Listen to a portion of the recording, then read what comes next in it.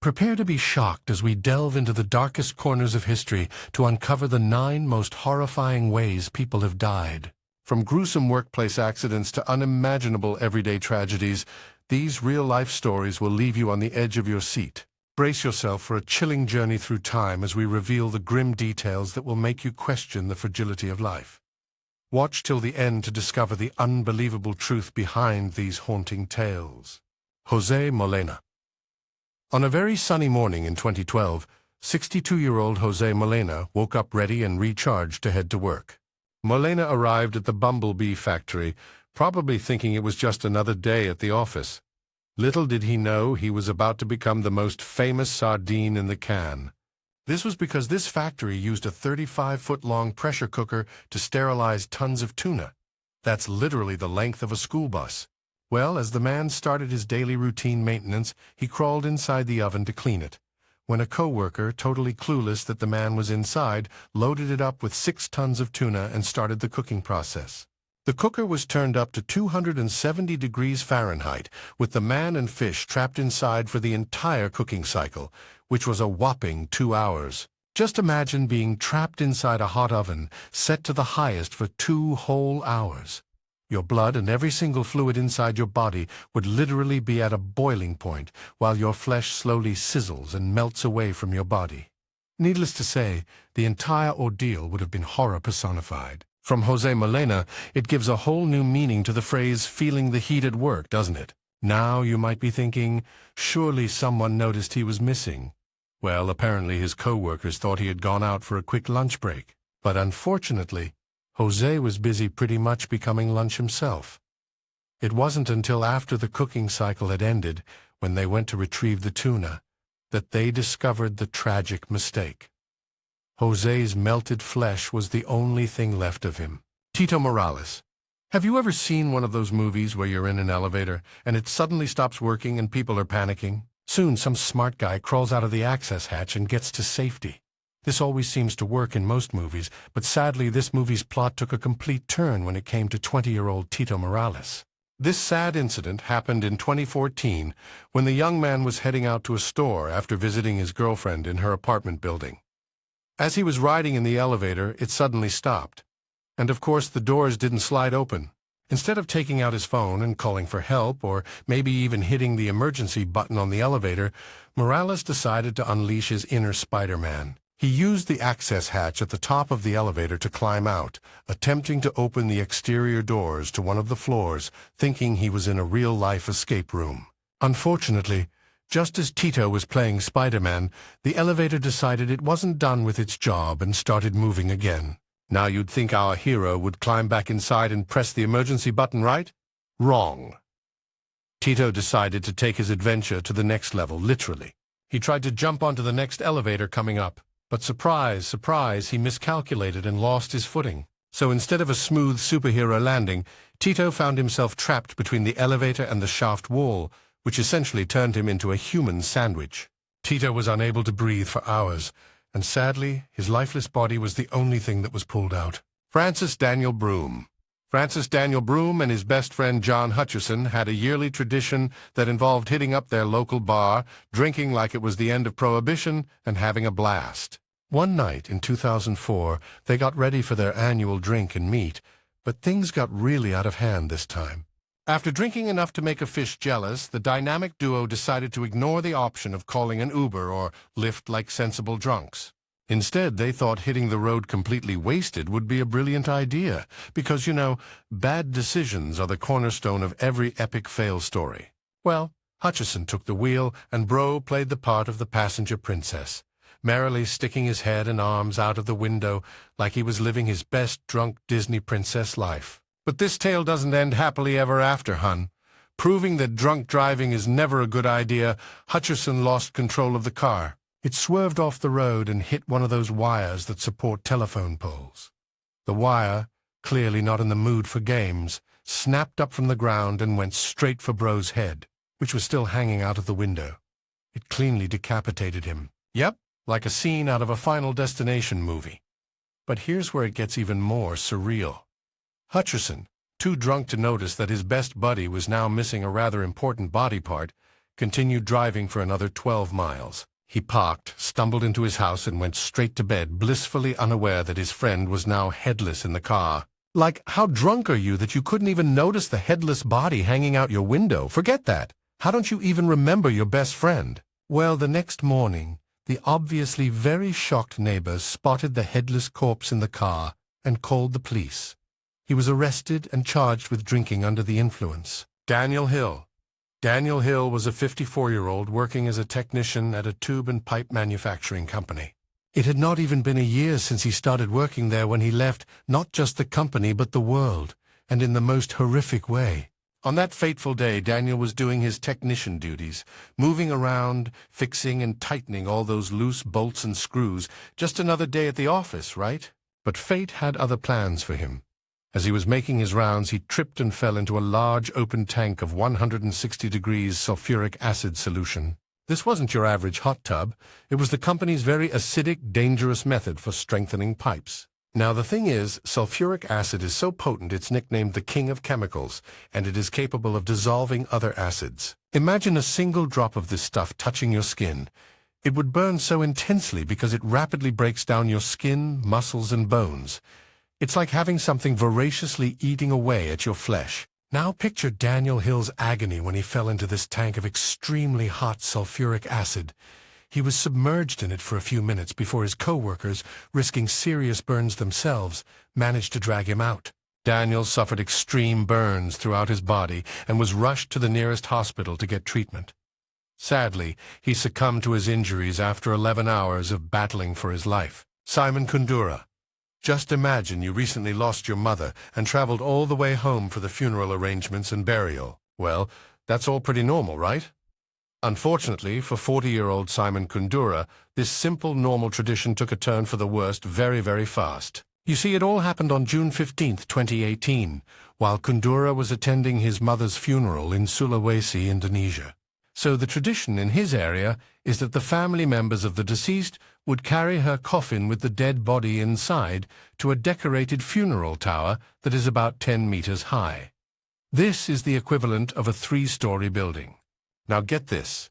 Instead of strong wooden stairs, they were climbing a freaking bamboo ladder with the corpse and coffin, because nothing says safe passage to the afterlife like a do-it-yourself jungle gym, right? However, the ladder obviously couldn't carry all the weight of the people walking on it, the corpse and the coffin all at once. So it caved in, falling like a house of cards, and suddenly everyone was getting a crash course in gravity, including Mom and her coffin. It was raining men and one very unfortunate woman in a box. The coffin fell out of their hands, did a few somersaults in the air, and wham, the coffin struck Simon Kundura on the head. He landed on the floor with a fatal injury on his head and was declared dead as soon as he was rushed to the hospital. In a sick twist of events, the man who came home strong and healthy to bury his dead mother was literally killed and buried right beside her within 48 hours. Talk about a family reunion gone horribly wrong. Isadora Duncan. Picture this. It is September 14th, 1927, and 50-year-old Isadora Duncan decided to drive around town in her new, flashy convertible, while the free-spirited Isadora, dressed in her usual flamboyant style with a long, flowing silk scarf wrapped around her neck, entered the car and bid her friends goodbye. As she was driving, the trailing end of her scarf, fluttering outside the vehicle like a banner of freedom, suddenly got caught in the car's rear wheel. So as the car drove forward, the scarf just kept getting tangled and squeezing tightly around her neck. The scarf, now playing the role of the villain, powerfully pulled her head backward, and the force snapped her head backward, and her neck broke like a twig in a dry, sunny desert. Well, she died instantly.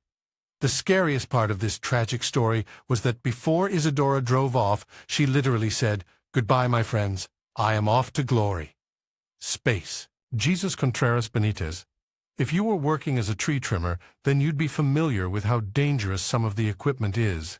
And unfortunately, a certain Mexican immigrant called Jesus Contreras Benitez found out in a quite horrific manner just how dangerous the equipment is. On October 11, 2022, Benitez and his crew were dispatched to handle the task.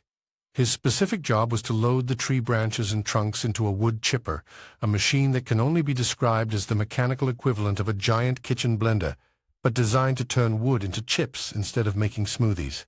Although Benitez had been operating this machine for a while, feeding it large pieces of wood to break down into smaller chips with its sharp, powerful rotating blades, something went horribly wrong on this day. And in an instant, Benitez somehow lost his footing or got too close, and the unforgiving wood chipper pulled him in. Just imagine being thrown into a machine with blades so strong and sharp enough to cut through thick trunks of trees. Well, the whole place was suddenly a pool of ground beef, flesh gushing, blood, crushed bones, and brain matter. The exact details of how he fell in aren't clear, but these accidents can happen in a split second, like slipping on a wet floor, but with far more catastrophic consequences. Kaiser Carlisle. We can all agree that accidents happen all the time, but this particular freak accident would cause the tragic death of 9-year-old Kaiser Carlisle, who was just enjoying his days serving as a bat boy in 2015 during the summer baseball game in Wichita, Kansas. Carlisle was doing what bat boys and girls do best, collecting falling bats and balls with the enthusiasm of a kid in a candy store. Sounds easy enough, right? Well, as it turns out, this gig was about to become much more dangerous than being a crash test dummy from monster trucks. On this particular hot afternoon, Carlisle was diligently working near the team's dugout when a player in the on-deck circle, essentially the VIP lounge for bats, decided to swing for the fences. Unfortunately, his bat ended up swinging towards Carlisle instead. Now, while all the bat boys and girls must wear helmets while working, this didn't do anything to protect Carlisle because the force of the baseball bat in full swing is approximately 10 times the impact of a hammer, but much faster. The blow shattered the helmet along with his fragile skull. He was immediately rushed to the hospital but died the next day due to severe head injuries. There are so many horrible ways people die every day, and if you want to stay updated on all the information and stories, please join our Discord server today. Suan Lee. Who would have thought that a termite infestation would be among the top worst ways to die in this day and time? Well, certainly not 54-year-old Suan Lee. You see, the man had a termite infestation at his home, so he decided to replace all the wood with a termite infestation single-handedly. As the proper handyman, Suan decided to go full DIY warrior and replace all the infested wood. He had all his necessary tools ready and prepped for action. Nails, check. Wood, check. Termite repellent spray, check. He even got an angle grinder, a power tool used for cutting, grinding, and polishing wood, iron tiles, and scaffolding, which would help him reach the roof and higher places. The man was determined, and in his mind, nothing could possibly go wrong. After finishing the easy parts, it was time to tackle the wood beams. So on climbed his homemade scaffolding like a modern-day Jack in the Beanstalk. But unfortunately, in a moment that could have been ripped straight out of a horror movie, he slipped and accidentally knocked over the angle grinder. As he fell, the power tool landed right on him, slicing through his neck and throat, cutting deep into his chest, and spraying blood and bone everywhere. Unfortunately, Suan died on the scene after choking on his blood. Talk about a DIY gone wrong. Ara Garcia. One early afternoon on New Year's Eve in 2013, Ara Garcia was walking on the Meridian Street Bridge in East Boston to attend a doctor's appointment. Now, this particular bridge she was walking on was like one of those movable bridges, allowing boats to pass underneath like a transformer in disguise. So now, when she reached the intersection where the bridge usually split, a boat was trying to pass. Well, you can probably guess what happened after this. The bridge operator, probably daydreaming about New Year's Eve parties and resolutions they wouldn't keep, didn't notice our unfortunate pedestrian. Suddenly, Garcia found herself in a real-life game of the floor is lava. Except in this version, the floor was actually disappearing as the bridge began its impromptu yoga session. Garcia clung on like a cat to a curtain and started screaming for help. Finally tuning into this unscheduled horror show, the operator tried to lower the bridge faster than you can say oops.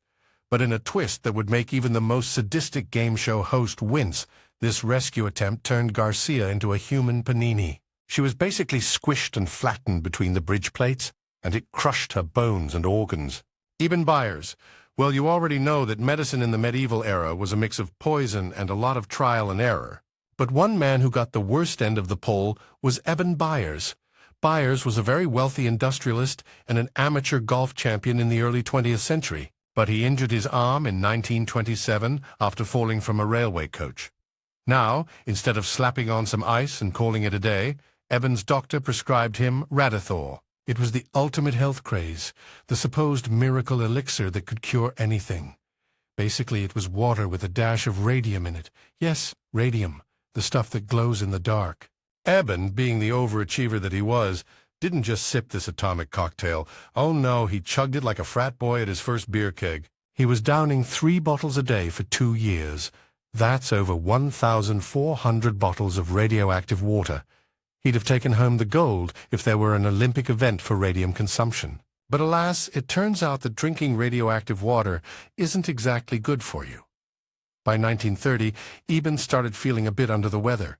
And by a bit, I mean his teeth started falling out, his jaw developed necrosis, and his bones became so brittle they could have been mistaken for the aftermath of a cookie crumbling contest. Doctors were baffled at first, but soon realized Eben was practically glowing with radioactivity.